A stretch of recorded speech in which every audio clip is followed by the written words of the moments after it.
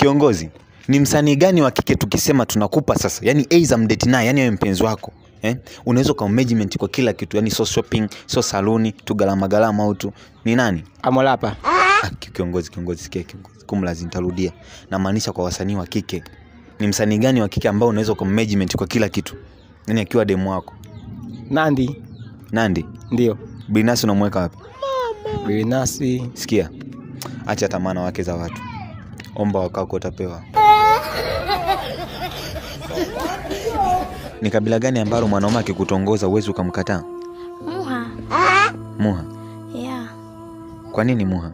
Kwa sababu Muha nikiwa na Muha siwezi kulala njaa. Muha anajituma kwenye kazi. Kwa hiyo siwezi kulala njaa, ndio maana wanasema kazi ngumu mpe Muha. Kwa hiyo Muha anaweza. Kwa kitokea Muha yoyote uko tayari? Nipo tayari. Kweli, nimlete Muha hapa. Haleluya. Mchezo wa leo kati ya Simba na Yanga, unaona nani atatoboa? Bila shaka watatoboa masikio. Kwanza usifananishe Simba na Mbao au Yanga na Mbao. Yaani timu inajua ile Mbao. Kiongozi, yani namaanisha kuwa kati ya Simba na Yanga nani atatoboa mchezo wa leo? Kwa unataka kuniambia Mungu amekutuma leo uje uulizie Simba na Yanga?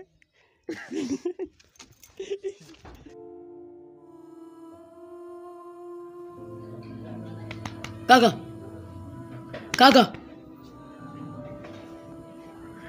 Nikupe pole kwanza.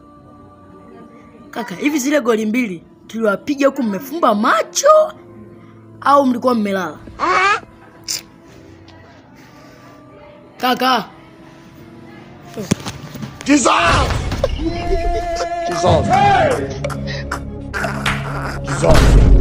Bro, ni kabila gani ambao linaongoza kwa kuwa na wanawake wazuri? Kwa upande wangu mimi bro, Wahutu. Kutana mtoto la kiutu mwanangu, mtoto la kiutu. Piskali kwanza mguu wa bia. Mtoto anakuwa na tako. Mimi mtoto la kiutu mwanangu. Wahutu ndo wazuri kwa upande wako? Sana. Unyama sana pale, mtoto la kiutu. Kabila lingine? Mimi naweza nisiende mbali, ni pale kwa Hutu afu kuna Waha. Piskali sana zipo pale Kigoma mwanangu. Toto la Kiha. Afu limekulia kwenye udongo mwekundu. Wala watoto watamu mwanangu. Message gani hizi unazotuma? Mpaka simu nashindwa kuishika. Yani mwanzo mwisho ulivyoshona. Hizi lawama hivi kuna kupona.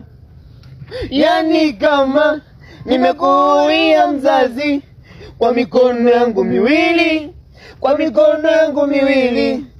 au tuseme nimemkanyaga dingi kwenye kitambi. Staki lawama umwaka,